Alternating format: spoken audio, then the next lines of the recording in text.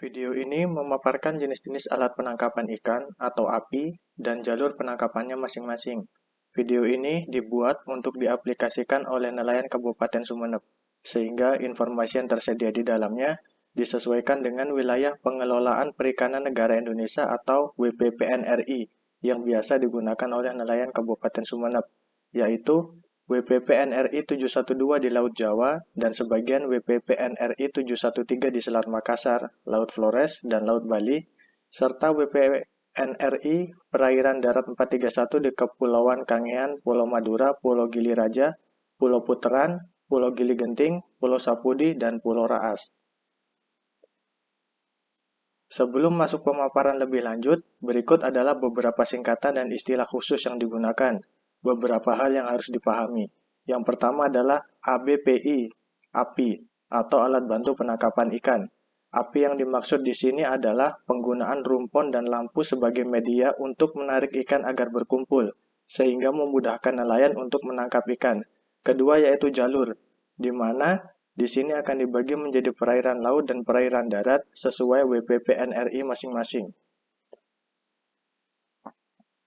Pada video kali ini akan dibedakan dua jenis perairan, yaitu perairan laut dan perairan lepas, serta perairan darat. Pada masing-masing perairan tersebut akan dijelaskan alat-alat penangkapan ikan atau akan saya sebut API yang diperbolehkan dan dilarang. Pembahasan yang pertama adalah penggunaan alat penangkapan ikan di perairan laut dan laut lepas. Kelompok alat tangkap yang pertama adalah jaring lingkar atau yang biasa disebut pukat cincin atau pursin. Kelompok api ini bersifat aktif, yaitu api yang pengoperasiannya dengan cara digerakkan. Sasaran api ini adalah ikan pelagis atau ikan yang ada di permukaan. Pengoperasiannya dengan cara melingkari gerombolan ikan. Gambar di bawah ini adalah pukat cincin pelagis kecil satu kapal.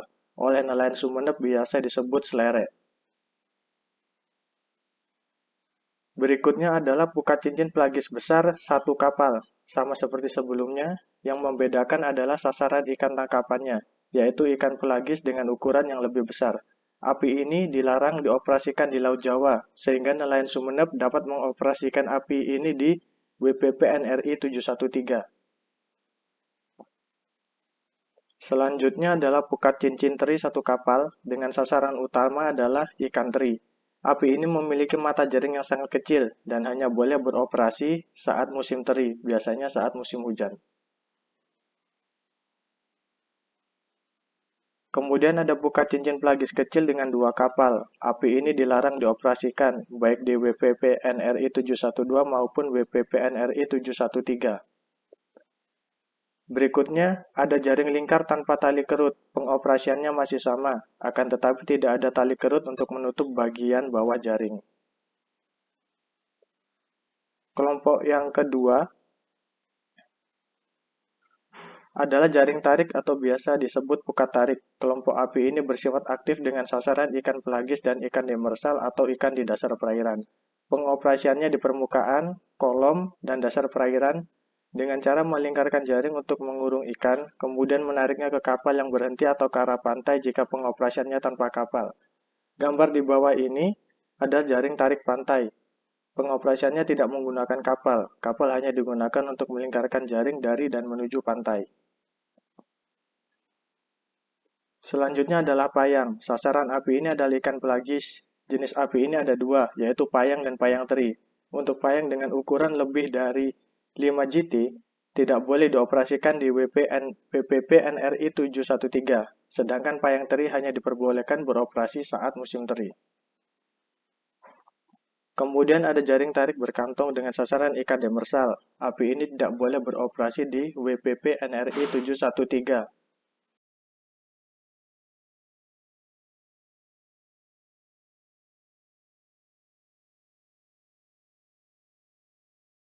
Kelompok ketiga adalah jaring hela. Kelompok ini bersifat aktif dengan sasaran ikan demersal, pelagis, dan krustase, seperti jenis udang kepiting. Pengoperasiannya dengan mengurung ikan target menggunakan jaring, kemudian dihela atau digeret dengan kapal yang sedang melaju. Api ini dilengkapi dengan perangkat pelolosan hasil tangkapan sampingan atau bukan ikan target. Gambar di bawah ini adalah jaring udang hela berkantong dengan alat pemisah penyu. Api ini dilarang dioperasikan di WPP NRI 712 maupun 713. Berikutnya adalah jaring hela ikan bergantung. Api ini juga dilarang dioperasikan di WPP NRI 712 maupun 713.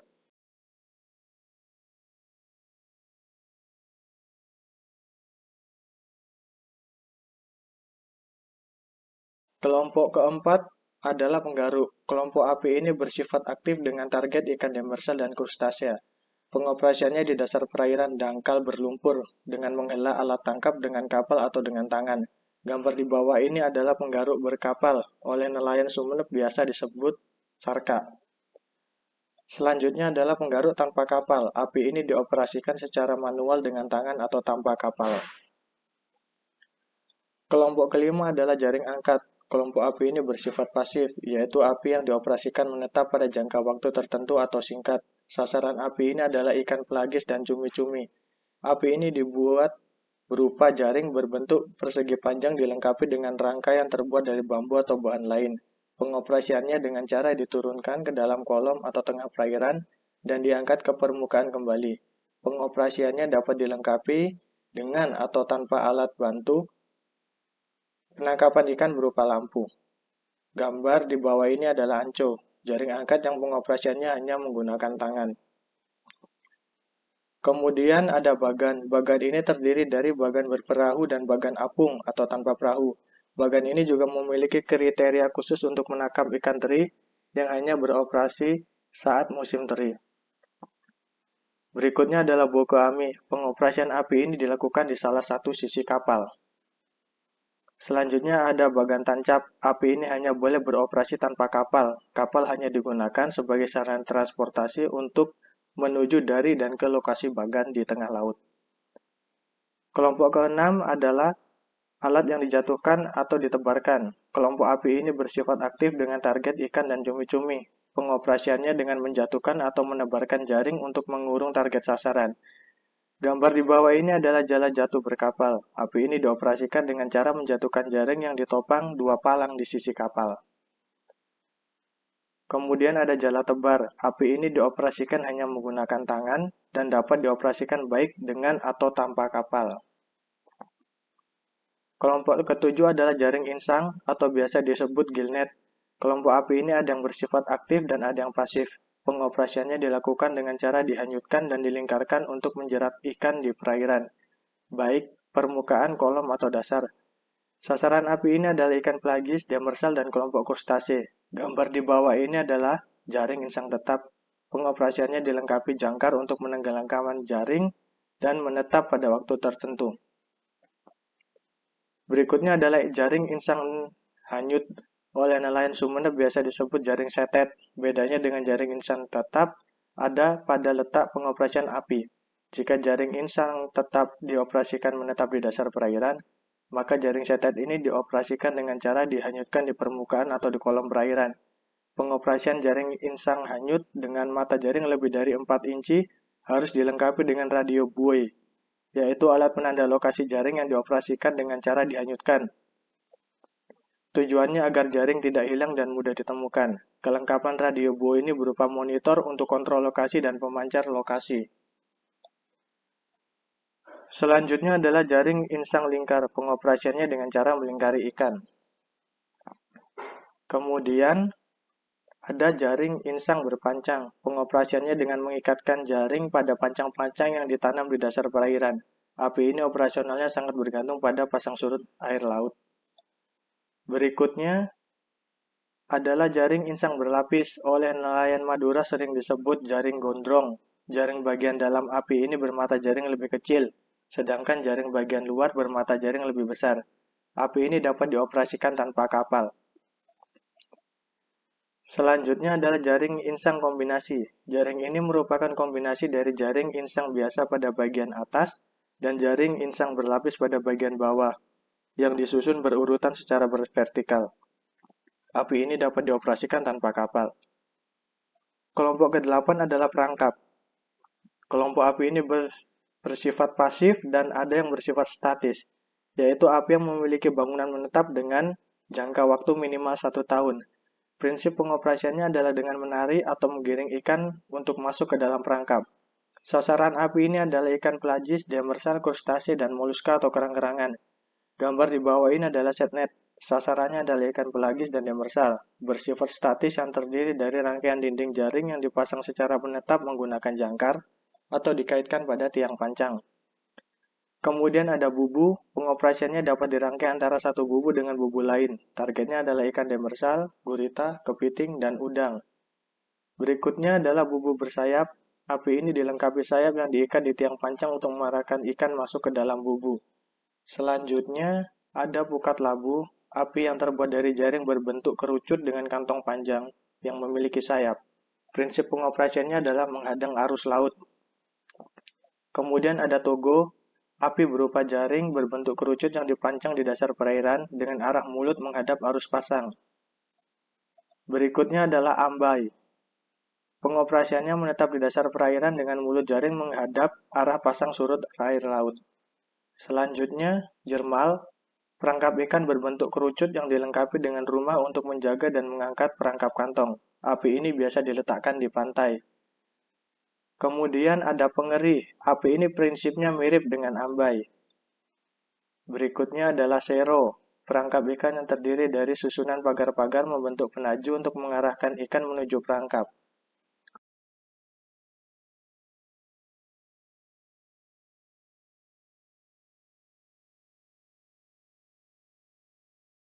Kesembilan adalah pancing. Api ini sangat familiar di kalangan masyarakat. Api ini ada yang bersifat aktif dan ada yang pasif. Pengoperasiannya dilakukan di permukaan, kolom, dan dasar perairan, bergantung pada letak mata pancing. Sasarannya adalah ikan pelagis, demersal, dan moluska. Gambar di bawah ini adalah pancing ulur. Api ini hanya terdiri dari penggulung, senar, dan pemberat. Selanjutnya pancing ulur tuna. Api ini memiliki 3 tipe mata pancing. Pengoperasiannya hanya menggunakan tangan. Umumnya digunakan untuk menangkap ikan tuna. Kemudian ada pancing berjoran. Api ini banyak digunakan oleh masyarakat dan umum ditemui, serta dapat dioperasikan dengan atau tanpa kapal. Selanjutnya ada pancing cumi. Sesuai namanya, target api ini adalah cumi-cumi. Api ini pengoperasiannya serupa dengan pancing ulur, yaitu manual dengan tangan. Berikutnya adalah pancing cumi mekanis. Prinsipnya sama dengan pancing cumi, hanya pengoperasiannya dengan mesin. Kemudian ada pancing layang-layang. Api ini dapat dikatakan cukup unik karena pengoperasiannya dengan mengikatkan senar pancing ke layang-layang yang dihubungkan dengan kapal. UHT. Api ini menggunakan pancing berjoran yang dioperasikan oleh banyak orang di atas kapal. Umumnya api ini menggunakan umpan hidup dan melakukan penyemprotan air untuk menarik perhatian ikan. Selanjutnya adalah UHT mekanis. Prinsipnya sama dengan UHT, hanya saja dioperasikan oleh mesin.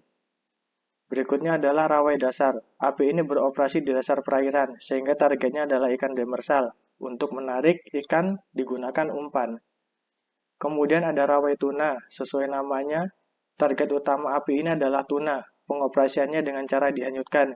Sama seperti pancing ulur tuna, rawai tuna ini memiliki 3 tipe mata pancing. Pengoperasiannya harus dilengkapi radio buoy. Cadangan mata pancing yang diperbolehkan untuk dibawa di atas kapal adalah 25% dari mata pancing yang digunakan. Selanjutnya adalah tonda. Pengoperasiannya dengan cara meletakkan pancing pada sisi kapal, kemudian dihela atau digeret dengan kapal. Kelompok ke-10 adalah alat penangkapan lain. Api yang ada pada kelompok ini tidak termasuk dalam kelompok-kelompok sebelumnya. Gambar di bawah ini adalah tombak. Pengoperasian api ini secara manual dengan menusukkan pada ikan. Tombak untuk berburu ikan paus dilarang dioperasikan di WPP NRI 712 dan 713. Berikutnya adalah ladung. Prinsip pengoperasiannya adalah dengan menjepit ikan. Target tangkapannya adalah ikan dan teripang. Kemudian ada panah. Pengoperasiannya adalah dengan menembakkan anak panah yang dikaitkan dengan tali terlebih dahulu ke arah target. Selanjutnya, pukat dorong. Api ini tidak dioperasikan dengan kapal. Pengoperasiannya adalah didorong di dasar perairan. Target utamanya adalah udang. Berikutnya ada seser. Api ini juga tidak dioperasikan dengan kapal. Pengoperasiannya dengan cara didorong. Target tangkapannya adalah nener atau benih bandeng, serta benur atau larva udang dan sidat.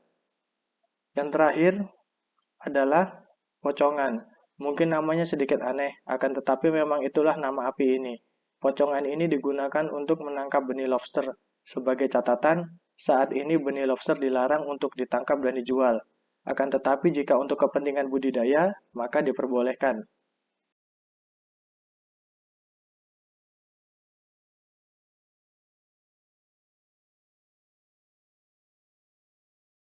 Pembahasan berikutnya adalah penggunaan alat tangkap ikan di perairan darat yang terdiri dari sungai, danau, rawa, waduk, dan genangan air lainnya.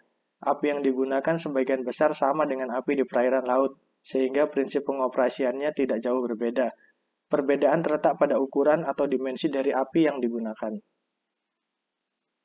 Kategori pertama adalah jaring tarik. Gambar di bawah ini disebut jaring tarik sempadan. Pengoperasiannya dengan cara melingkari ikan, kemudian menariknya ke arah sempadan atau daratan.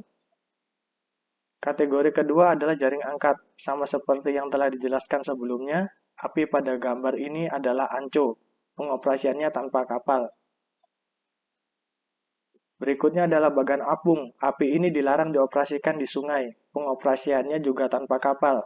Penggunaan kapal dengan ukuran maksimal 5 GT hanya diperbolehkan sebagai sarana transportasi menuju lokasi bagan saja.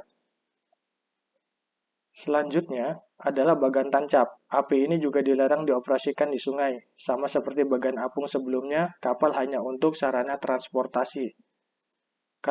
Kategori ketiga adalah alat yang dijatuhkan atau ditebarkan. Gambar di bawah ini adalah jala tebar. Api ini dapat dioperasikan dengan atau tanpa kapal. Kategori keempat adalah jaring insang. Gambar di bawah ini adalah jaring insang tetap. Pengoperasiannya juga boleh dengan atau tanpa kapal. Berikutnya jaring insang hanyut. Api ini dilarang dioperasikan di sungai dan rawa. Selanjutnya jaring insang lingkar. Api ini dilarang beroperasi di sungai dan rawa juga. Kemudian ada jaring insang berlapis. Api ini dilarang beroperasi di rawa. Kategori kelima adalah perangkap. Gambar di bawah ini adalah bubu. Api ini dibagi menjadi dua jenis, yaitu bubu ikan dan bubu udang atau sejenisnya. Pengoperasian bubu ikan yang diizinkan adalah berjumlah maksimal 30 buah, sedangkan bubu udang berjumlah maksimal 150 buah. Setiap bubu harus dilengkapi jendela pelolosan untuk hasil tangkapan sampingan. Berikutnya adalah togo. Api ini hanya boleh dioperasikan di sungai dan rawa. Selanjutnya ada sero. Sama halnya dengan togo, api ini hanya boleh dioperasikan di sungai dan rawa. Kategori keenam adalah pancing. Jenis yang pertama adalah pancing ulur atau pancing tanpa joran. Kemudian ada pancing berjoran, api yang banyak dipakai untuk memancing ikan di perairan darat. Selanjutnya ada rawai dasar yang dapat dioperasikan dengan atau tanpa kapal. Kategori ketujuh adalah alat penangkapan lain. Yang pertama adalah tombak. Pengoperasiannya menggunakan kecilian mata untuk menangkap ikan. Berikutnya adalah panah. Sama halnya dengan tombak, dibutuhkan kejelian mata untuk pengoperasiannya. Kemudian ada bukat dorong, api ini tidak boleh dioperasikan dengan kapal. Dan yang terakhir adalah seser, api ini juga umumnya dioperasikan tanpa kapal. Video ini dibuat dengan mengacu pada Peraturan Menteri Kelautan dan Perikanan Republik Indonesia. Berikut ini adalah produk Peraturan Menteri yang digunakan sebagai bahan pustaka. Demikian pemaparan dari video alat penangkapan ikan dan jalur penangkapannya. Tentunya pemberian izin pengoperasian dan pelarangan dari alat tangkap yang sudah disebutkan tadi sudah melewati kajian-kajian mendalam dari berbagai aspek. Terima kasih.